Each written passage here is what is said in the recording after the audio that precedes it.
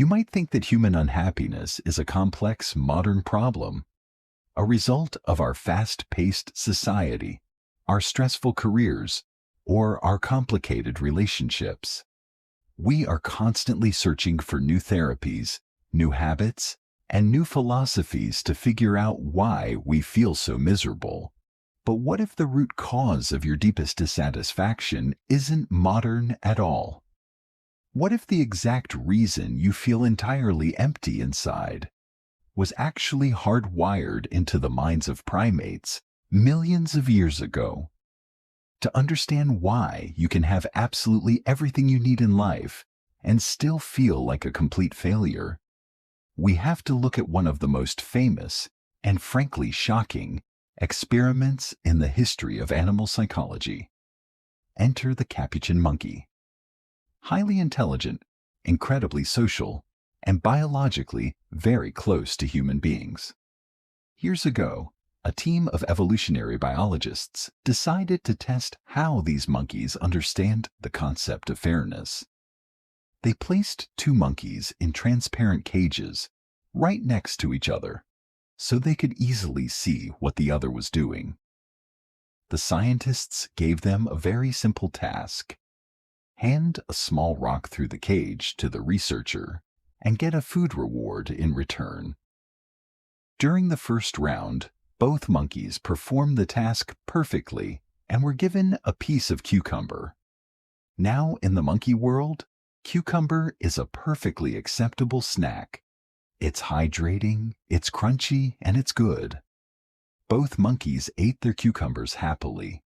They were deeply content. Their environment was safe, their bellies were full, and life was perfectly good. But then, the researchers intentionally changed the rules of the game, and what happened next completely shattered everything we thought we knew about the biology of happiness.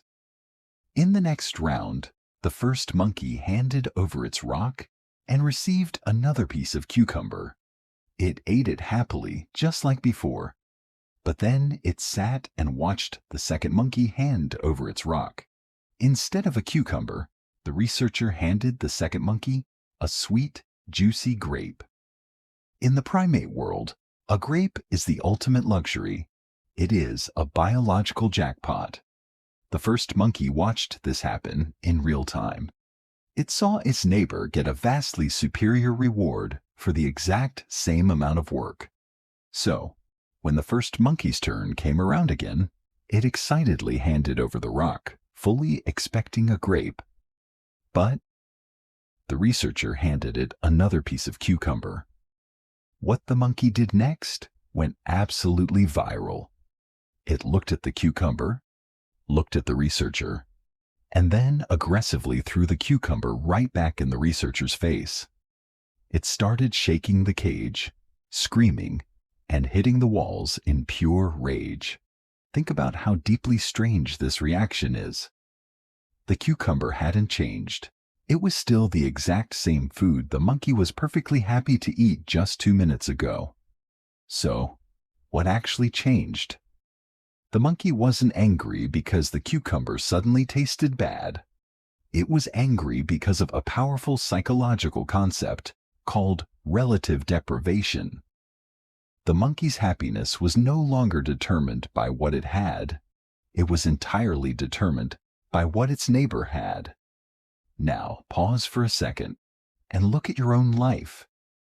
Look at the modern human world.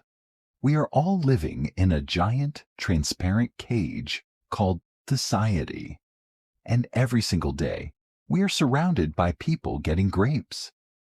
How many times have you been perfectly happy with your life, your small home, or your reliable car, until you opened up social media and saw an old friend buy a luxury mansion or travel to an exotic island?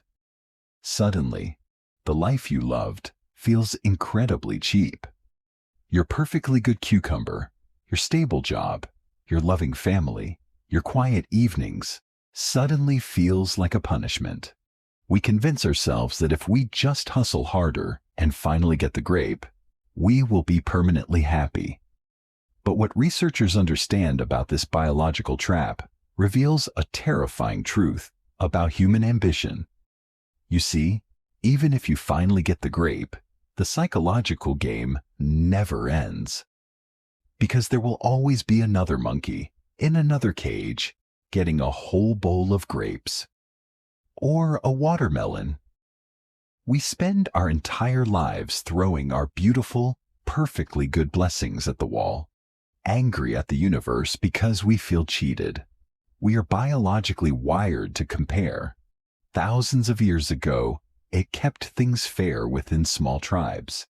But in today's digital world, where you can see the curated highlight reels of 8 billion other people, this biological instinct is destroying us.